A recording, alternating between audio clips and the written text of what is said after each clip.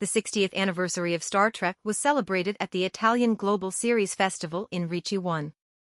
The stars of Strange New Worlds, Anson Mount, Romijn, and Celia Rose Gooding made an appearance. The festival hosted the highly anticipated Italian premiere of the first episode of the fourth season, led by Captain Pike, which is set to hit screens in late July. On stage, a special panel discussion on the legacy of the franchise was moderated by Emanuele Vietina, with special appearances by Jeri Ryan and director Nicholas Meyer. Translated with deepl.com, free version.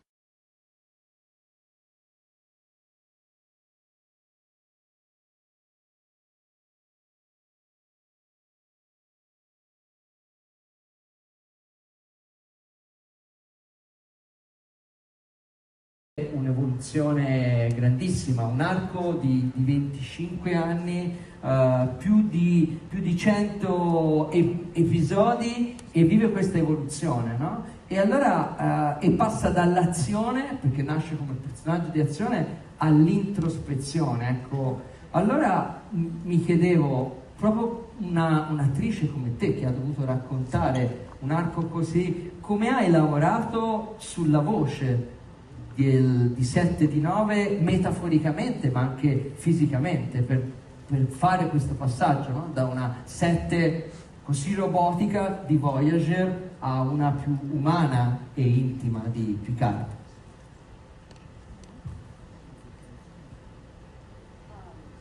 It was a challenge.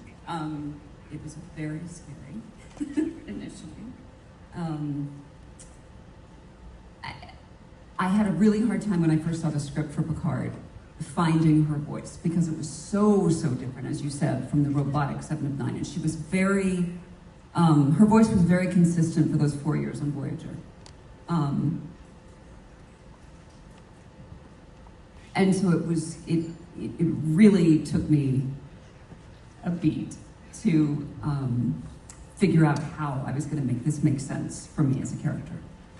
And so one of my dear friends, Jonathan DeLarco, who played Hugh Borg, who was also bringing that character back on the first season of Picard, and he started like a week before I did. And so he came over and had just gone through the same thing that I was going through with this, and he is also a very talented director in his own right, and a dear friend of mine. And so he came over and I made lunch, and he just kind of ran the scenes with me to help me figure out how to make this make sense for me and make it feel real. Because I couldn't hear her voice in these words. And we're just kind of throwing ideas out there. And finally, he just put out the simplest idea, and that's what I needed. I hadn't thought of it that way, and that's the only thing that I needed to make it click. And then it made perfect sense. He just said, okay, well, what if she just made the conscious choice to act and sound as human as possible, since she'll always physically look Borg because of the Borg implants. And in Picard, in the world of Picard, the Borg were being hunted, literally hunted for parts. So what if she just made that choice to just act and sound as human as possible? And that's just the little thing that I needed to click and make it make sense for me and make it true. And then she kind of felt like home again. Ok, io ringrazio Jeri anche perché pensando. Devo dire, ecco, ora entriamo in Strange New Worlds con Anson, con Rebecca, con Celia e chiaramente tutti vorremmo sapere cosa succederà in questa quarta stagione, che comincerà il 23 luglio su Paramount Plus, e stasera abbiamo la possibilità di vedere in anteprima assoluta la prima puntata. Ecco, Strange New Worlds ha avuto proprio il merito di rinnovare il canone, tornare alle origini, in qualche modo ascoltando i fan che volevano Numero Uno, che volevano il Capitano Pike, ma soprattutto il ritorno anche a una scrittura classica ma con una veste moderna. Quindi io vorrei partire dal Capitano Pike. Pike è un leader diverso, è un leader in effetti moderno, è un leader che mostra anche le sue debolezze e una visione empatica, no? Basata sull'ascolto. Ecco, io mi sono chiesto sin dall'inizio, ma quanto c'è di Anson Mount in questo Capitano Pike che cucina per il suo equipaggio, che li invita nella sua cabina? Ecco, Anson, quanto c'è di te nella leadership del Capitano Pike, o seppure siete dei modelli di leader completamente diversi?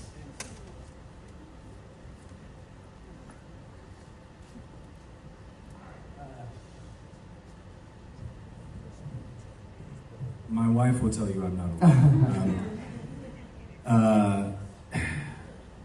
So, I know very little about leadership. I was a senior patrol leader in the Boy Scouts, and that's about it. But I feel I've learned a tremendous amount about leadership while playing this role, just by dint of trying to pay attention when people talked about leadership while I was playing this role. There are very few things that I knew about Pike going into my conversations with Akiva and Henry before we started. And one of those things was, I said, look, all I know is that when a member of the crew needs to come and talk to him about something, everything else on his desk is pushed aside, and he has 100% focus on that person, because he's smart enough to understand that his greatest tool is his crew. And his superpower, if he has one, is to turn his crew into a larger mind. Because, Pike's dirty little secret is that he's not sure that they knew what they were doing when they chose him to be a captain. So that's when Akiva, out of the blue, said, "I'm picturing dinners at the captain's table." I was like, "What?" But that gave me an idea. I said, "Oh, wait, okay, what about, he can't bring his horse, right? And so if we play with that idea, every captain gets one thing. They get one request. He can't bring his horse, so what if he gets a kitchen?" And that's when Akiva and Henry said, "We're getting off this phone call, we're calling Jonathan Lee, the designer, right now, and we're getting him a kitchen."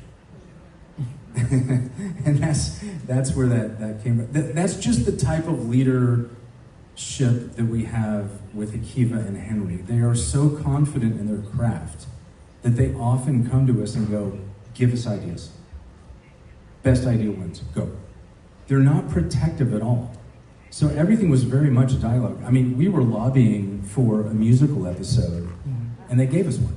We lobbied for a puppet episode. They gave us one. We lobbied for a film noir. We got it, which you're gonna see. I'm not sure if I just gave away the goose on that one, but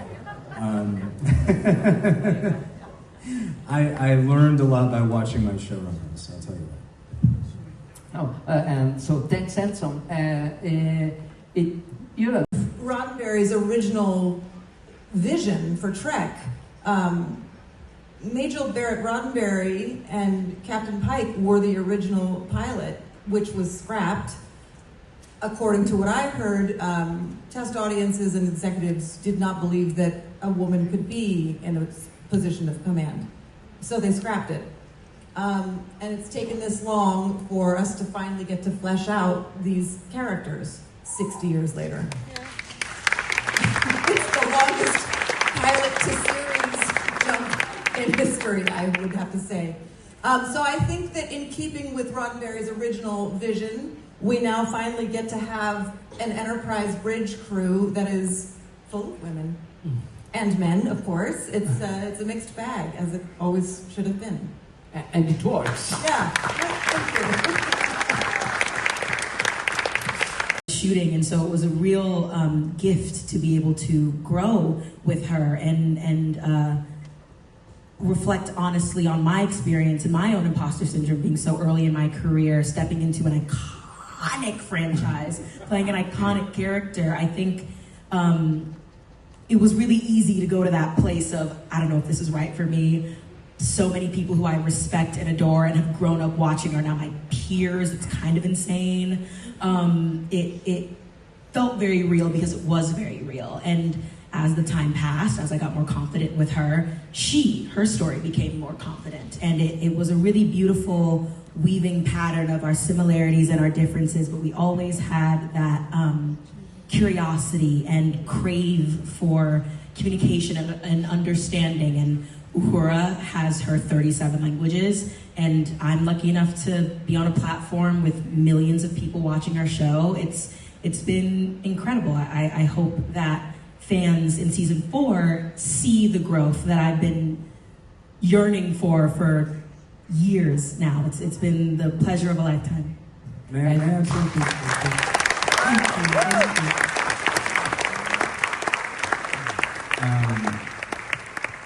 You're gonna get tired of me talking about this, but bear with me because I like. Go ahead, tell the story. So Celia's first job was Jagged Little Pill on Broadway, for which she was nominated for a Tony. And did you won a Grammy? I did take that to a Grammy. home. Yes, I did. Okay. First job. This is her second job. Okay.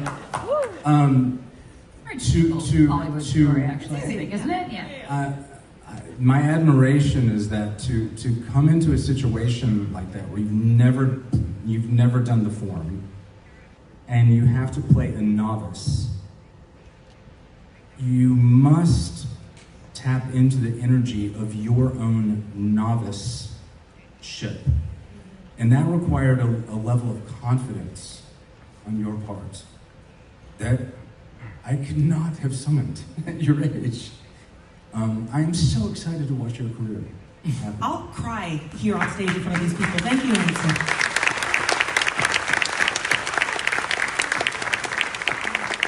I thought you were going to tell the people about how I ducked out of frame that one day on set. That's what I was getting ready for. Allora, tanto grazie, è bellissimo vedere un equipaggio così unito, un equipaggio che a volte fa un po' pensare alle compagnie del teatro shakespeariano. Il maestro è stato in grado di ridefinire l'identità visiva e morale di Star Trek tra gli anni 80 e gli anni 90. Ecco, guardando a quel periodo in cui la sua opera ha saputo dialogare con il contemporaneo, specie in Rotta verso l'ignoto, ma anche l'Ira di Khan, ecco, lei crede che la fantascienza ora, o comunque i feature film, debbano dialogare con la società e la politica oggi per avere la stessa urgenza di allora, la stessa capacità di raccontare il presente attraverso una prospettiva fantastica? It can't help it. All art, any kind of art, including science fiction, is inevitably the result of the time and place in which it is created. It's always. Science fiction, like everything else, is a product of when and where it was conceived. Whether you're talking about Jules Verne, or H.G. Wells, or Harlan Ellison, or Ridley Scott, doesn't matter. E questo per noi è molto importante. Ecco, e allora le vorrei chiedere, prima di passare agli altri nostri ospiti, durante in Rotta verso l'ignoto, durante Undiscovered Country, lei, maestro, ha esplorato il razzismo, la paura del diverso. Evidentemente in quel momento l'analogia con quello che stava succedendo con Chernobyl, con il crollo del muro di Berlino, evidentemente c'era un'analogia fra l'Unione Sovietica e i Klingon, ecco, però sembrava che ci fosse un timore che l'Occidente non fosse pronto per la pace. Lo stesso capitano Kirk usa parole molto dure. Ecco, volevo chiederle, proprio parlando, sente ancora oggi nell'attuale clima che c'è ancora un Occidente non pronto per la pace? We're not ready for Donald Trump.